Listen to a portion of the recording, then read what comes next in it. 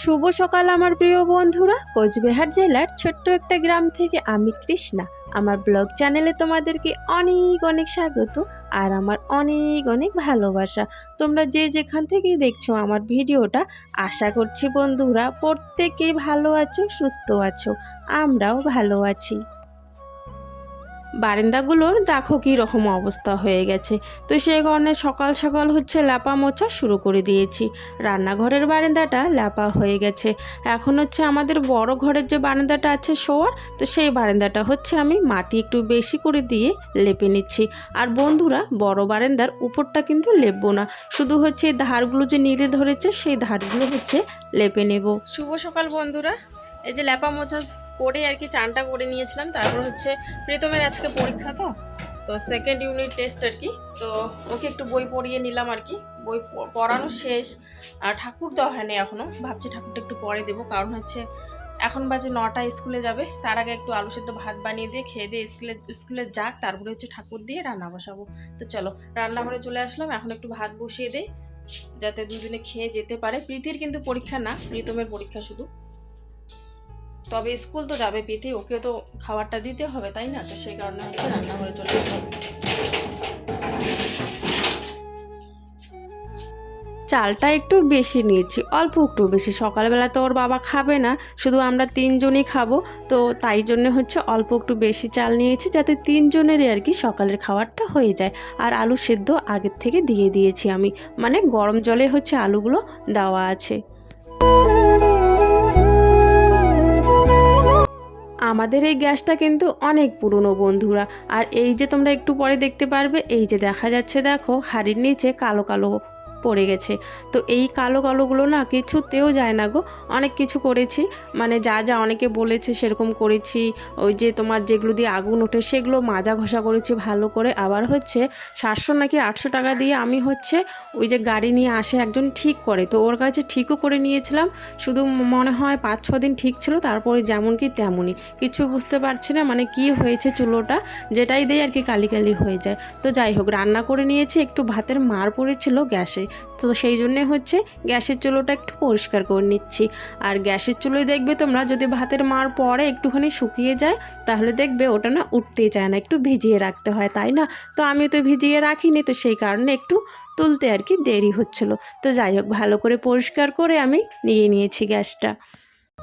আর আজকে বৃষ্টির কোনো ঠিক নেই, যখন তখন না বৃষ্টি নেমে পড়ছিল।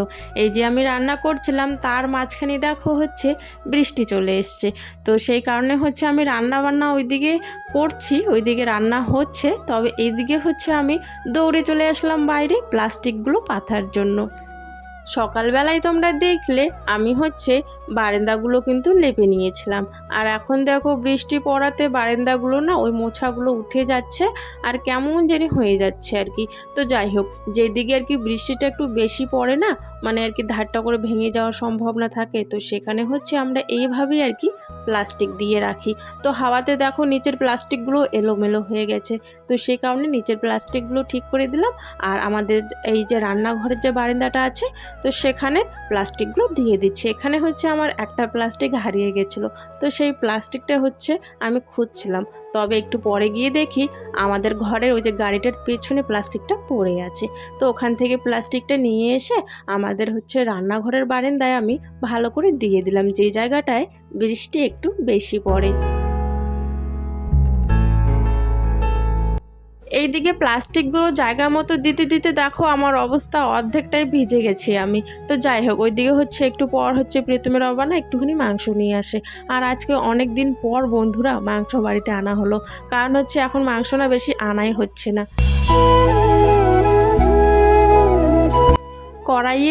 কড়াইতে আমি পেঁয়াজ আর ছোট ছোট আলু ছিল, তো বড় আলু ছিল না, তো ছোট ছোট আলুগুলো দিয়ে দিয়েছি পেঁয়াজ সহকারে ভালো করে ভাজা করে। তারপর মাংসটা দিয়ে ভালো করে ভাজা করলাম, মশলা দিয়ে কষিয়ে ভালো করে রান্নাটা করে নিলাম। রান্না শেষ হয়ে গেছে, তেলের ছিটে পড়ে একেবারে উনুনটা একাকার হয়ে গেছে। তো সেই কারণে এখন একটু উনুনটাও লেপে নিচ্ছি। তো যাই হোক বন্ধুরা, কাজগুলো করতে করতেই তোমাদের সুন্দর সুন্দর কমেন্টের উত্তরগুলোই এখন দিয়ে দেব। মনীষা খাতুন বলেছ লাইক দিয়ে ভিডিওটা দেখা শুরু করলাম। তো সবার প্রথমে তোমাকে তো অনেক অনেক ধন্যবাদ গো, লাইক দিয়ে ভিডিওটা দেখা শুরু করেছো তুমি। আর বলছিল যে আমার নামটা নিচ্ছ না কেন, তো তুমি হয়তো নাম নেওয়ার জন্য আমাকে বলো নাই গো, সেই কারণে নেই এতদিন। এই যে নিয়ে নিলাম, এবারে খুশি তো? কমেন্টে কিন্তু অবশ্যই জানাবে। থ্যাংক ইউ সো মাচ তোমাকে এত সুন্দর একটা কমেন্ট করার জন্য।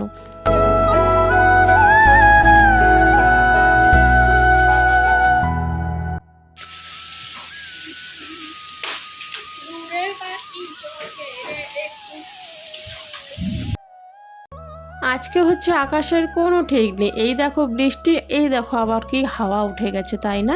আর বৃষ্টির কারণে হচ্ছে কিছু খড়ি আর কি চালের উপরে ছিল, তো বৃষ্টি হওয়ার কারণে আর কি প্রীতমের বাবা হচ্ছে চালের থেকে খড়িগুলো পাড়িয়ে দিল আমাকে, আর আমি হচ্ছে এখন এই খড়িগুলো তুলে বারান্দায় রেখে দিব।